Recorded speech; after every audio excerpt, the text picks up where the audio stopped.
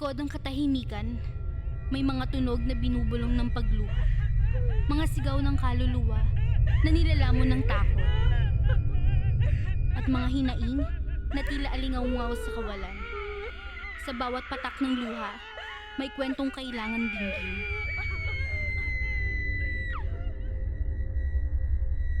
Sa bawat hapag ng puno ng sigawan, may pusong lumuluhat labis na nasasaktan. Sa bawat kamay na nananakit, may pangarap na tuluyang nawawasak at unti-unting naglalahong pait. Hindi lamang pilat sa katawan ang iniwan, kundi sugat sa kaluluwang di malimutan. Isang kirot na paulit-ulit na nararamdaman. Sa bawat guhit na binubura sa papel, may hinaharap na kinakaltasan. Ang kontrol ay tila tanika ng pilit na pumupulupot.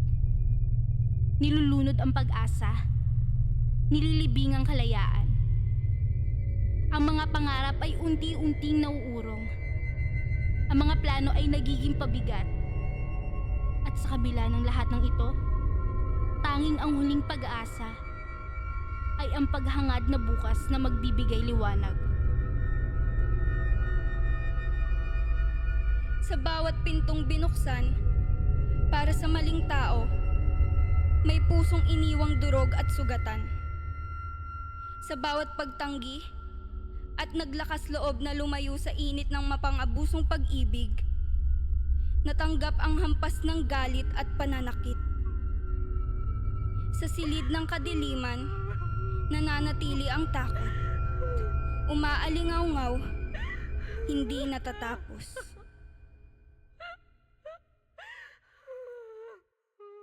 Ngunit sa bawat dilim, May liwanag, Sa bawat takot may tapang, at sa bawat katahimikan, may boses na nagbubukas ng pagbabago.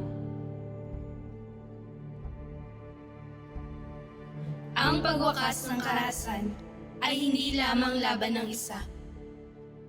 Ito ay laban ng bawat isa sa atin. Sama-sama tayong tumindig. Sama-sama tayong kumilos. bilang babae, narito ang ilang hakbang na maaari mong gawin para mapigilan ang kaharasan. Alamin at ipaglaban ang iyong mga karapatan. Huwag matakot at magsumbong kung ikaw ay nakaranas ng karahasan. hikayatin din ng iba na ipaglaban ang kanilang karapatan. Para sa mga kalalakihan, tayo ay mahalagang bahagi ng solusyon.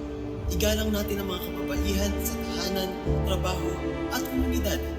Makilahok sa mga inisyatibong tumutulig sa laban sa karahasan at patuloy nating palawakin ang ating kaalaman upang maiwasan ang karahasan at kasama.